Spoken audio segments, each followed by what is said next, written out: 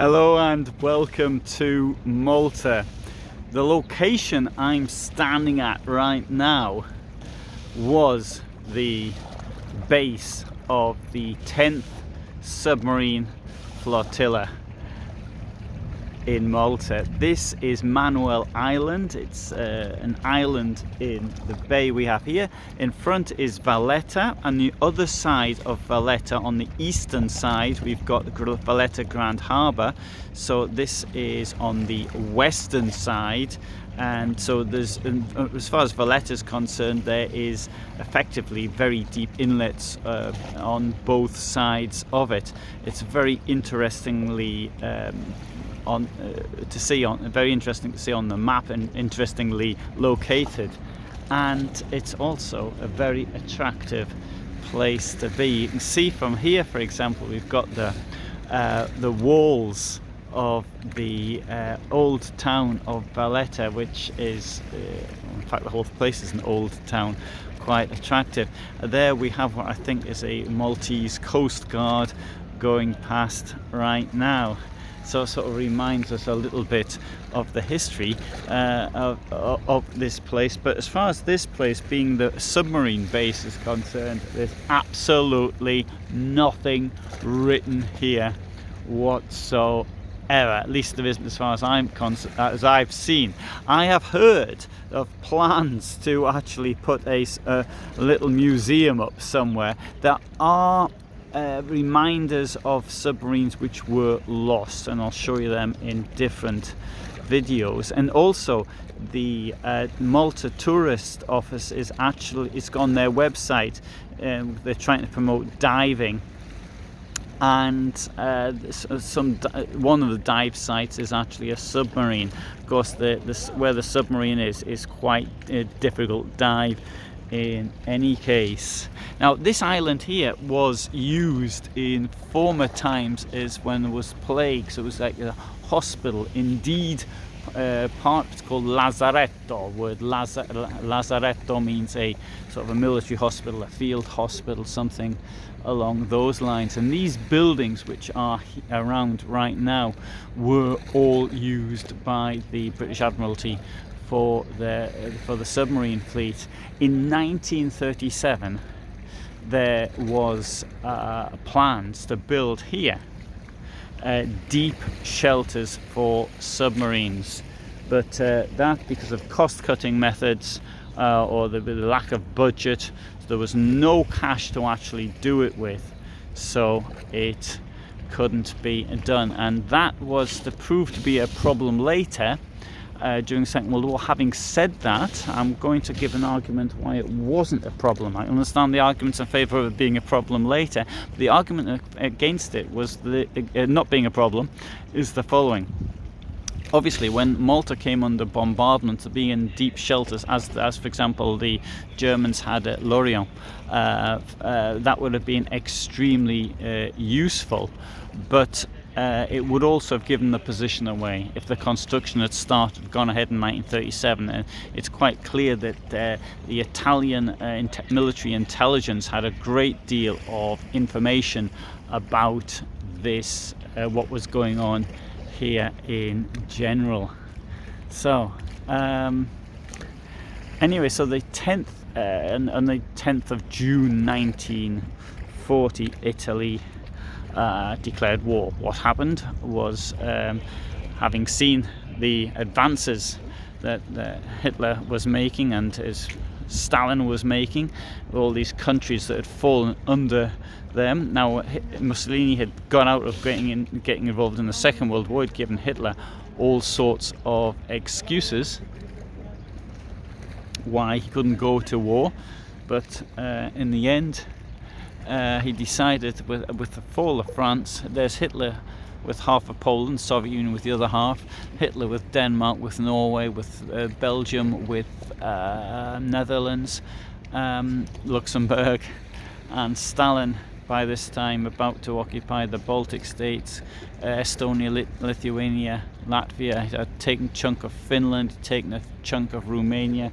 So totalitarianism was the thing at the time.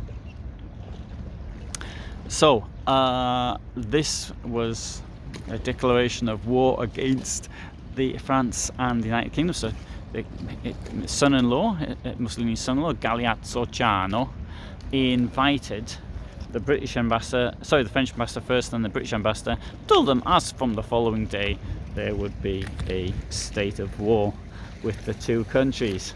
And as such, the following day there was.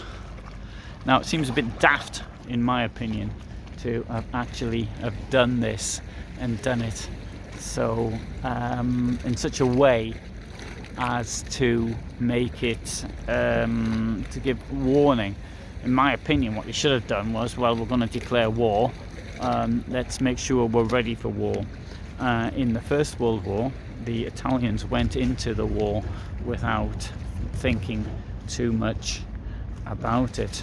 They gave the Austrians plenty of warning, so that by the time they'd conquered the lowlands, they moved into the Julian Alps, and the Austrians were ready for them, and the peaks in the Julian Alps were captured at horrendous cost from the Italian army. In the Second World War, they could have avoided this by thinking ahead about what was to be happening, but they didn't do that. So down this area here, we've got this rather luxurious vessel at the moment. This is where the submarines were. We can see this in old photographs from the time. Indeed, when I do a documentary type thing on this, I'll be able to post them. But here I want to actually show what it looks like today. There is a channel on YouTube with a couple of Italians where they've actually located some of the oil storage places. They haven't said exactly where it is for reasons of safety, not wanting other people to go there. If I knew, I don't know where their findings are, but even if I did, though, I wouldn't actually, for the same reasons, I wouldn't actually broadcast it. For reasons of safety, for people not to actually go in there. But if it becomes public knowledge, then I would actually, and I did know, then I would actually say so. See how wonderful it actually looks in the early morning being down here. Anyway, so the Italian declaration of war was as from the following day, from the 11th of June. On the morning of the 11th of June, an air raid was on Valletta, over there. It was a terror raid. It didn't make any sense whatsoever. It wasn't meant to hit anything. It was just to terrorize the local population. And that was the first of many, many air raids to come. Now, the thing was, though, the Italians made a real hash of the whole operation against Malta. In October of 1939, the British fleet was withdrawn from the Grand Harbour, which is the other side of Valletta, and it was taken to Alexandria. The Maltese government didn't understand this at all, because Malta was being abandoned. The British government said, well, it could defend Malta just as well from Alexandria as it could from Malta. That's quite true. In my opinion, it couldn't defend it from Alexandria, and it couldn't defend it from Malta. Well, that's what it would seem like. The Mediterranean was effectively an Italian lake in some ways. What with the Spain going over the Franco, Libya was Italian. But then after the fall of France with North Africa, also French North Africa going over the Vichy and thus to the Axis, or at least no longer allied to the United Kingdom, then there were major problems so far as defending Malta was concerned. Of course, in October 39, this hadn't actually happened yet. Now, another thing, in June 1940, there were 12 old biplanes on Malta, and 6 of them were in packing crates, so there's only 6 effectively to be used. Not only that, because of for technical reasons, only 3 of them could be up in the air at any one time. So the Italians had a huge advantage. They could turn their entire air force against Malta. But they didn't. they failed to take advantage of the opportunities which were presented to them, and this they were to have very good reason to regret that later. By the winter, by the end of 1940, the situation had turned against the Italians in the desert. They advanced into Egypt, and they were soundly beaten by a counterattack by the British, so much so that it was decided to send German forces into Malta, and into North Africa. And the Rommel was all for capturing Malta initially, although he was later to change his mind, and this is an important factor. Now, the reason why he changed his mind was because he could see that the British were sinking ships and things of this and transports.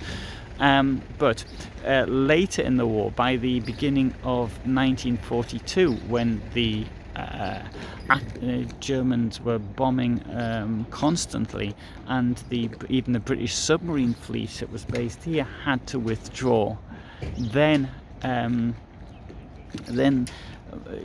Rommel saw Malta as having been neutralised, and he wanted priority to be given to his thrust towards the Nile Delta,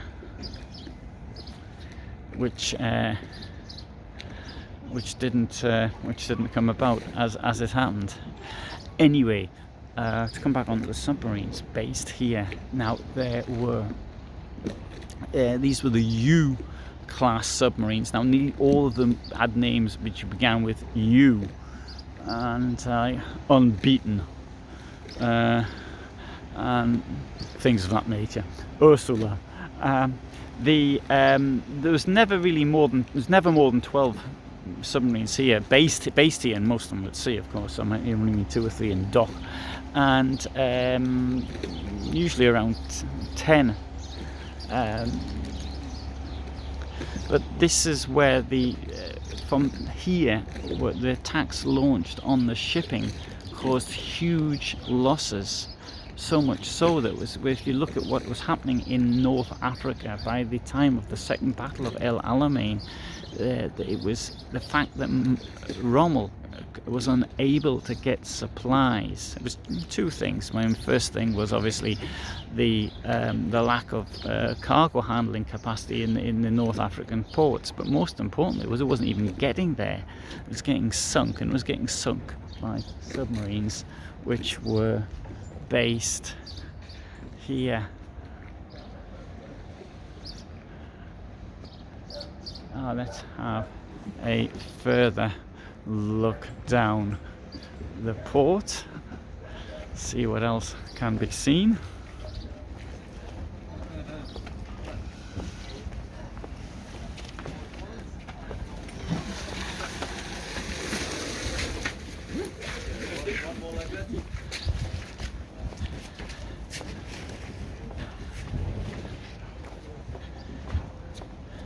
So this island was really bombed very badly during the Second World War, and as far as I can tell, it seems that it was derelict, particularly after the departure of the British fleet. The last British troops were withdrawn from here in 1979. Malta became independent in 1964, and we can see, actually pointing this through here, this island's been developed. It's been in the process of being developed since 2001, and obviously the plan is really big, and presumably it's taking so long because of a lack of funds to actually do it with.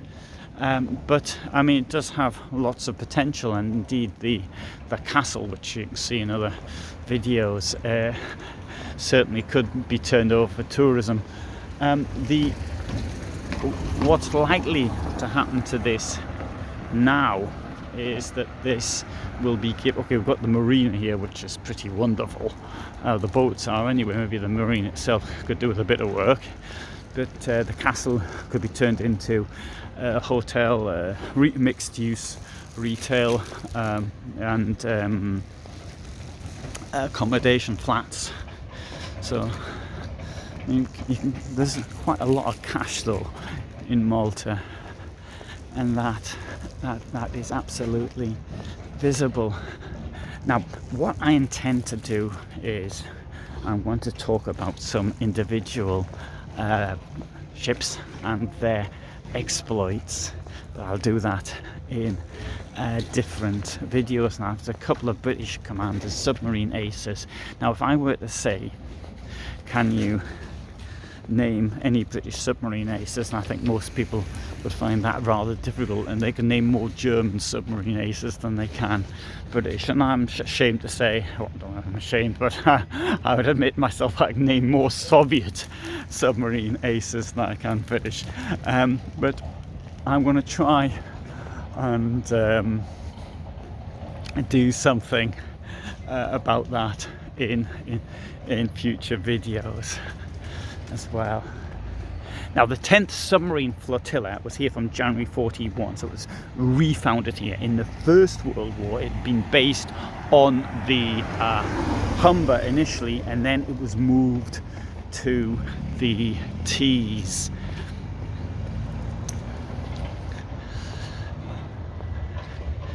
But now I'm speaking off the top of my head, and that's why I can make mistakes. Sometimes I didn't realise my mistake about the German occupation of Malta, I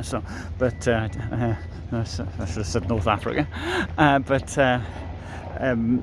I can make mistakes, and I don't necessarily realise immediately. So when I hear the thing again, what I will do, any mistakes are the top first comment. I'll pin a comment, and I'll put my mistakes in there as I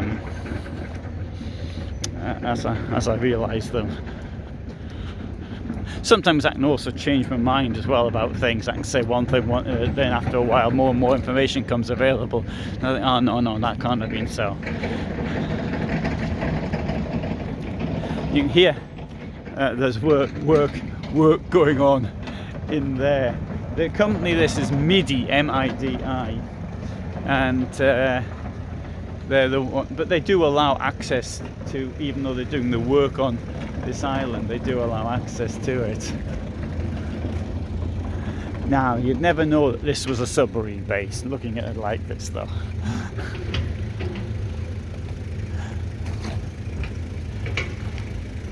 I'd like to say, in my opinion, Malta is an absolutely fantastic location to come to to visit. A wonderful place to be, but I've got to say also the tourist office is absolutely hopeless.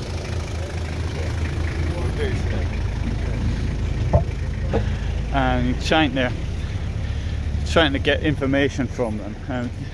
It's rather surprising, given that the Malta actually depends on tourism so much.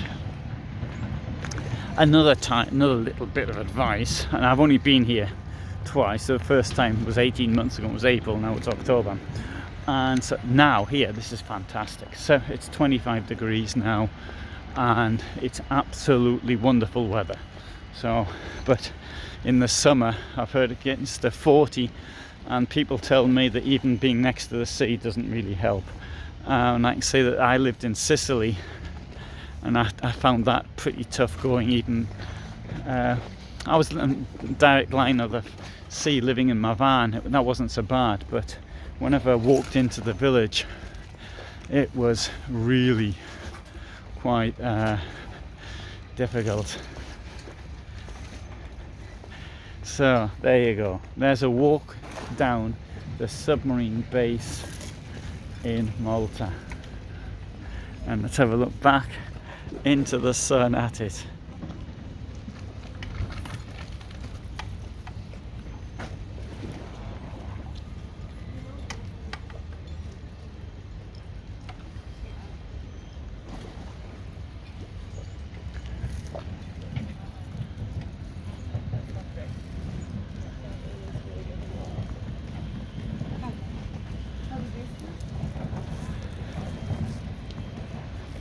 So I hope you found that interesting. I upload every Tuesday and every Friday at 2000 hours my time. So I'm based in Poland and in Germany, so that's why a lot of my stuff comes from Poland and Germany.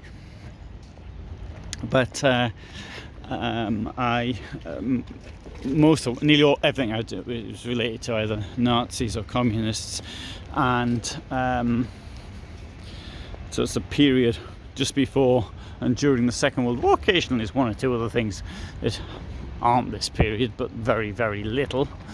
And so if you're interested in this type of stuff, if you're interested in original researched material, then you might want to subscribe. And not only that, you get a chance to see what these places look like today. So if anybody said to you, have you seen the 10th Submarine Flotilla's base in Malta? You can say, no, yes I have. I know what it looks like today.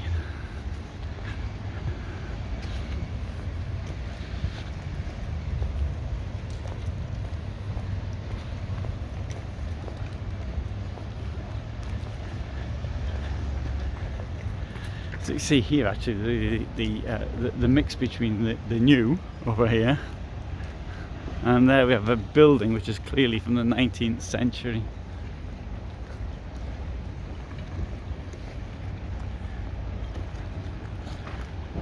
Now this island, I've got to make very clear, is being done up, so I hope I've made that absolutely clear. But it's in places it looks a bit dodgy.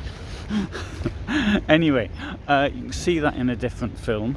I shall be uploading others from here, but for the moment, from me in Malta, thanks for watching and all the best, and bye for now. But before I'm going to stop talking, but I just want to show you some more of the island.